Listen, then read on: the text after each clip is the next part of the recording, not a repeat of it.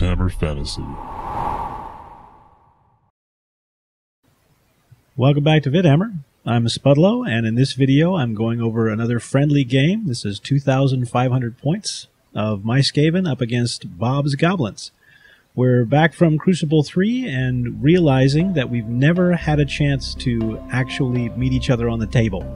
So we decided to give this one a go. Lots of Skaven versus lots of Goblins.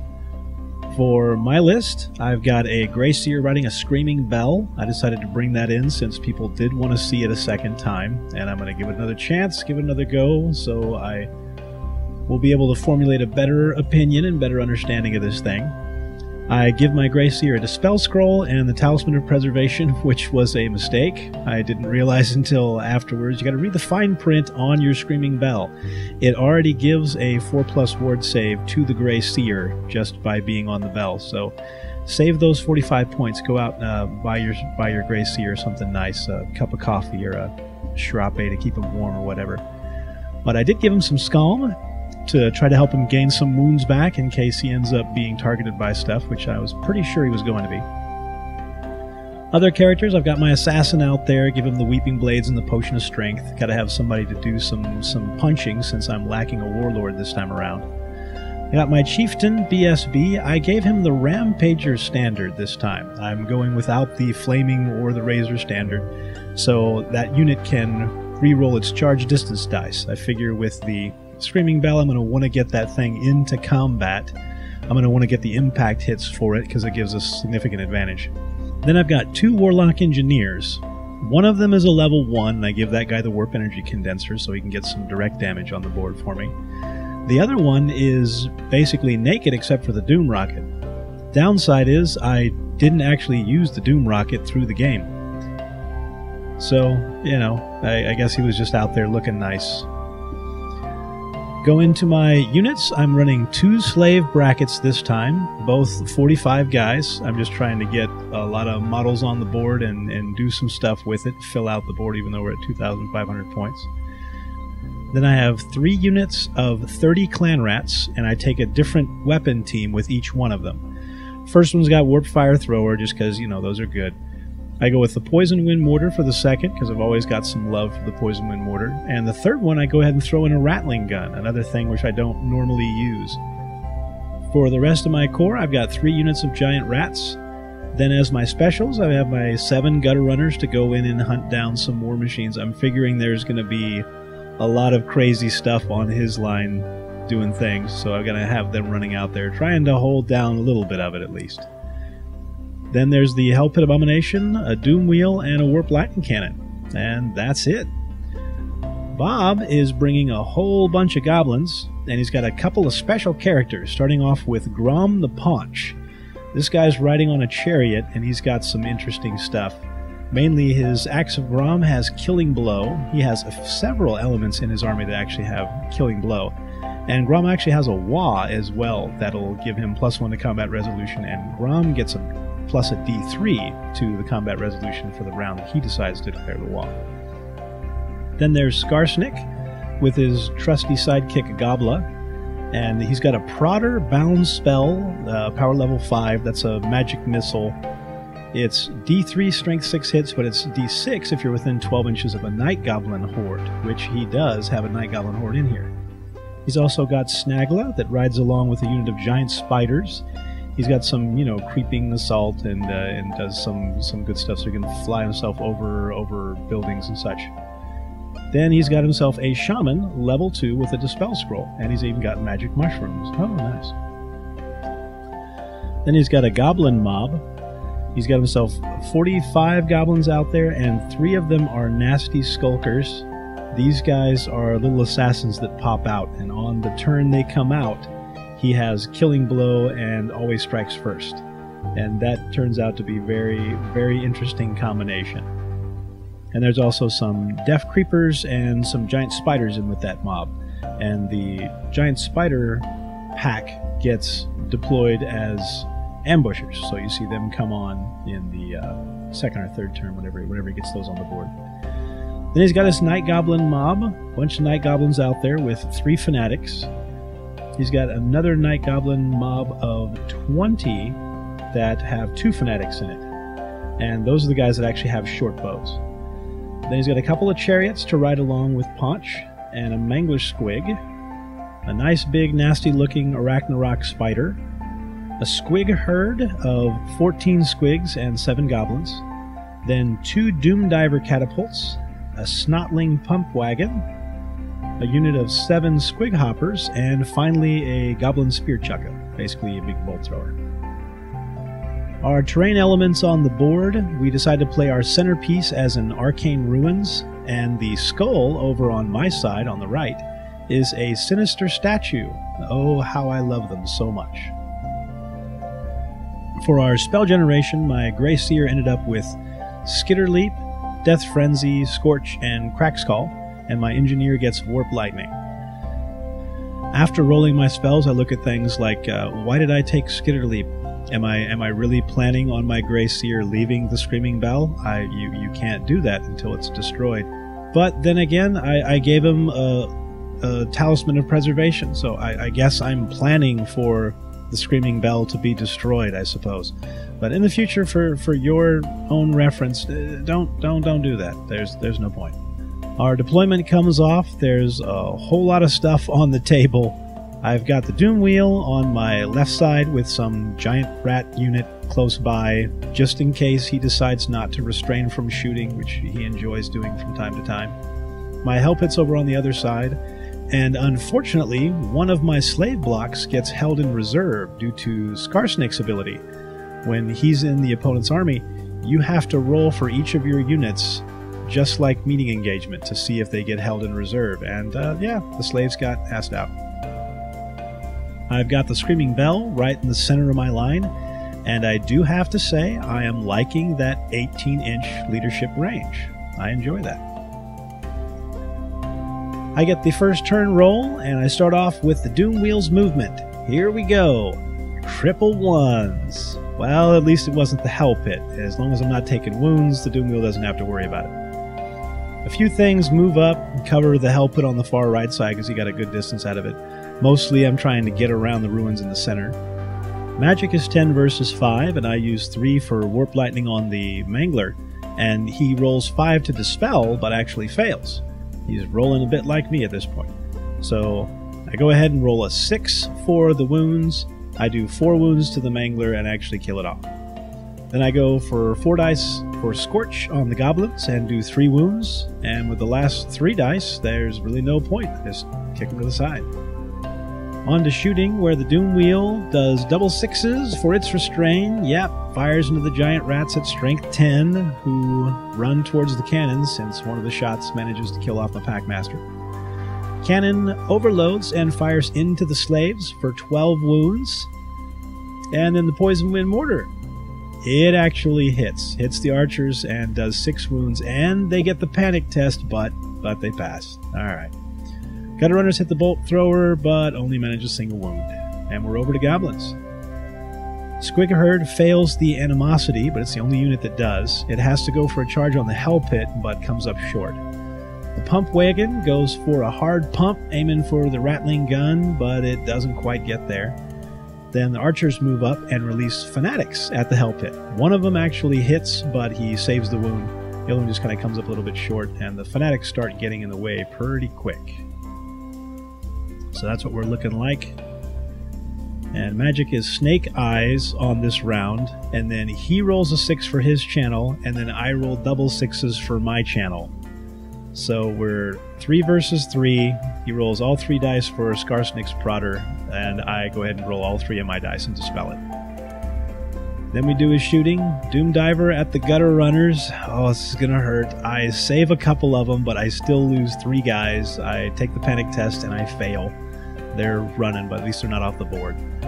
Bolt Thrower goes for the Warp Fire Thrower, but actually misses, so he's alive for another round. Second Doomdiver goes for the Screaming Bell, and this is where I start to worry, but it actually drifts off into the Sinister Statue.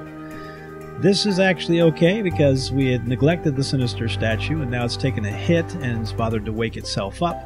I go ahead and roll for the effects as it should have been at the start of my turn. I would have had 5 units in range.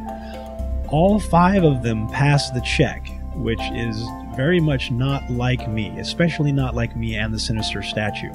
Then we roll for what would have happened at the start of his turn, and 2 more of my units would be in range, and they both pass. So the Sinister Statue is my friend in this game. I mean, this is a totally different one. Even though it's the same head model, it's got to be a different statue. Spiders launch their web attack at the giant rats, but it drifts off target. Then we go for the second turn. My Doom Wheel hops up and over the hill. Hell Pit makes a play for the archers around the little fanatic, but it comes up short. Giant rats don't rally and run off the board through the cannon, but it passes its break test, or panic test as it were.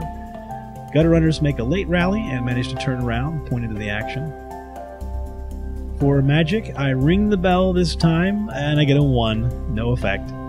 Magic is 7 versus 5. I use 3 for Warp Lightning at the Chariot unit, and Bob dispels this one. Then for 4, I go for Scorch into the middle Goblin Horde, and he Dispel Scrolls it. Well, okay, magic phase done.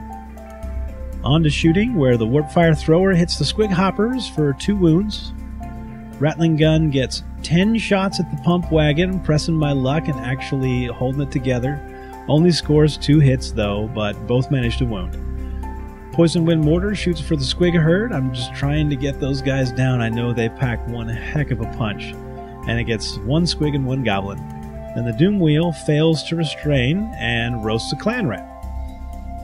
Warp Lightning Cannon shoots through the Pump Wagon and manages to kill it off and carry into the Goblins for 7 more. So, which is surprising. I'm not used to actually having cannons do anything other than blow up when I play. Animosity is good for the Goblins.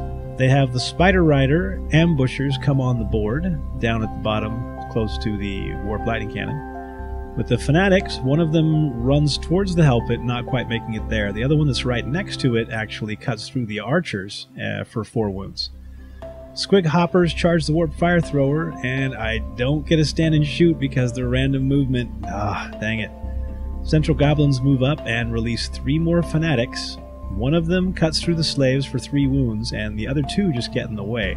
This ends up being a very significant part of the game, is these 2 Fanatics sitting in front of his Night Goblin Horde and kind of bogging up that area, because you can move into them, but as soon as you do, you're stopping. You're not going any further. Magic is 6 versus 5, and he goes all 6 for the bound spell against the Screaming Bell. He gets 22. Thinking, okay, I've got at least a chance at this. I go ahead and roll 5 dice for the Dispel, but I roll, I roll like that. That's how I roll. It hits the Grey Seer for a single wound, but he makes the ward save. He's got Magic Resistance 2 and a 4+ ward save. He's actually got a 4+ ward save twice, but only one of them counts. Spider Riders shoot at the cannon, but fail to wound. Just going for the poison, but he just wasn't rolling 6s on that one. Doom Diver shoots for the Gutter Runners. One of them lives and actually sticks his panic test. Like, go, buddy, you got it. Archers hit the giant rats for 2 wounds and kill the Packmaster again. They fail panic and run off the board. Oh, we ran 9 inches. Oh, 1 extra inch. Oh, that's all you need. Bolt Thrower misfires and can't shoot this turn, and the second Doom Diver shoots for the Screaming Bell and hits into the slaves. He goes ahead and tries to bring this one back, and it ends up landing just in the mid-spot between the 2. Spider shoots its web at the Hell Pit, and even though it didn't wound, it still hit. So we had to check the ruling, and even if you get a hit, the Hell Pit is now ASL. For our combat, the Warp Fire Thrower fails to do anything. Squig Hoppers make pretty quick work of it, and only manage an overrun of 4 inches, though, so that helps things out, and this is what we're looking like starting turn 3. Screaming Bell, I go ahead and make the obvious charge into the Squig Hoppers. The camera battery runs out, so I take the rest of the pictures off my cell phone. The resolution's not as good, but mainly I wasn't taking quite as many pictures just because it's a nuisance.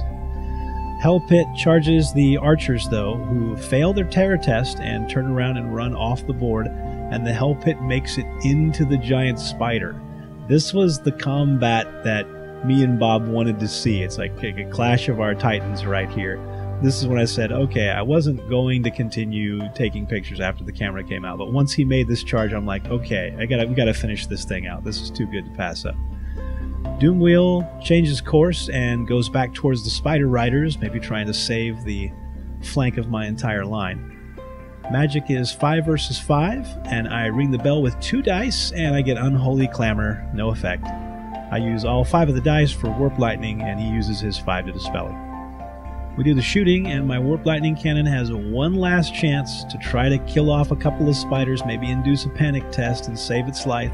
It totally overshoots, and seriously, the cannon shot at the ground and missed. Rattling gun, and I decide to press my luck again. This is the Steve way. And I pushed a 4 dice. I actually managed to get 12 shots off onto the chariots. 2 of them hit, 1 wound.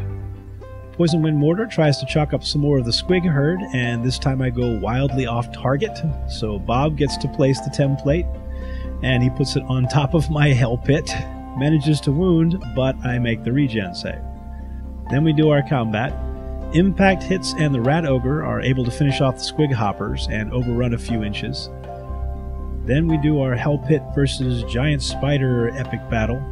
The Hell Pit had the charge, so it actually did a couple of wounds in impact hits. Then being ASL, goes ahead and lets the spider go first. It's got the big stinger and the normal attacks, but the toughness 5, it just, he wasn't rolling the wounds on it. Goblin Riders trying for more, but they weren't able to actually land a wound either. The Hell Pit does his Flailing Fists and actually managed to do 5 wounds through it, which was very surprising. I mean, I'm strength 6, but that I was rolling pretty high. Spider loses combat and is stubborn, but he's only stubborn on a 6, and he rolls a 7 for the break test and runs and actually gets caught. Just a little too much sweet love and action going on there. Heading over to the Goblin's turn. He has the unit with the assassins in it charge the Screaming Bell. And I wasn't sure which, I didn't remember entirely which unit they were in, but it was all good. Chariots charge the clan rats over on my left side, and the spiders make it into the cannon, as one of the fanatics just has a little too much fun in spinning and blows up. Magic is 9 versus 5, and he uses his first 5 for armor piercing on the goblins who are fighting the Screaming Bell. And I don't like the sound of that, so I go ahead and roll 4 of my dice to dispel it because he had a pretty low casting cost for it, and I've got a +4. He's got a plus 2. And of course, this is what I roll. Yeah, I love my life. Next 4, he goes to make the Screaming Bell, and a couple of the clan rats make a dangerous terrain test. I'm like, oh boy, I could use my Dispel Scroll, and I'm like, nah, just go ahead and let this one go, and we'll see how it works out. Luck of the dice. And luck was actually with me a little bit. The Screaming Bell didn't fail the dangerous terrain test and have to take automatic wounds. For shooting, the Bolt Thrower shoots at the Hell Pit, but doesn't manage a hit. The first Doom Diver shoots for the Doom Wheel and misfires, the second one shooting for the Doom Wheel again and just drifting off. For combat, Chariot kills off a lot of rats. I lose combat, but I'm steadfast by barely holding on to a 2nd rank, and they pass the steadfast break test. The Screaming Bell combat's a little different.